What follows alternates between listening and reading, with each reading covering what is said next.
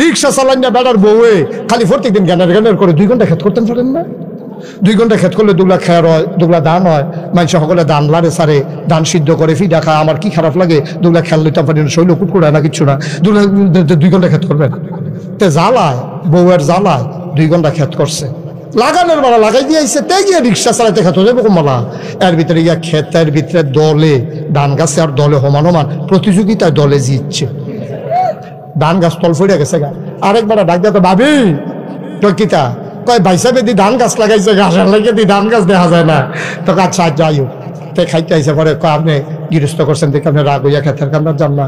আপনি যে এরকম কথা আমি খবর পাইছি, হুদা বিলে ঘাস আর ঘাস এই তামটারি দিয়ে হইতো না, হুদ্দু দি থাক ধান গাছটি গাছের সিফাত করে মরে দিকে লে বালা। এর ভিতরে বিড়ি কই কি লেবারের রুস কত হুঁচনি খাওয়াইয়া বুলার দ্বারা দিয়ে হুটকি দিয়া খাওয়াইয়া 1000 টাকা। তো ধান ফাইবা কয়টা এটা উদ্যোগী হইতো না, কিনা গৃহস্থী তোমার আল্লাহ দান কিনা দেন ফিডা খাইও, তারপরে মাতনের দরকার নাই। এই ভিডিও আমার কাছে বুদ্ধি আছে না, আপনি তো বিলিতির বুদ্ধি কোন সময় নেন না। আমার কাছে বুদ্ধি আর কয় কি বুদ্ধি, কারণ উত্তর ফাটার করিম স্যার মুখ লাগে এবারে ক্ষেতের কান্দাটাতে একটা গুড়ন দিয়ে আনতেন ফাটের নিতে।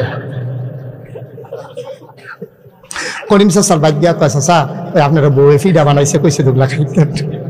আগে কইছি না নাস্তা খাই যাচ্ছি ন যাই। তাই এতে আনন্দের কথা রাস্তা দিয়ে আনছে ক্ষেতের মাইকে দিয়ে, এই ক্ষেতের লাইলে দিয়ে সাইডগুলো যাতে ঘুরে বাইতে গেল।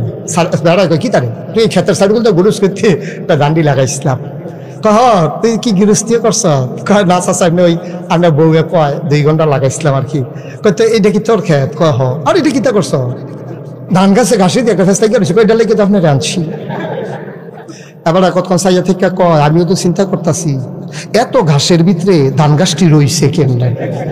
মুখ লাগানোর কথা আছিল, ঘাসও লাগাই দিছে ধান গাছ।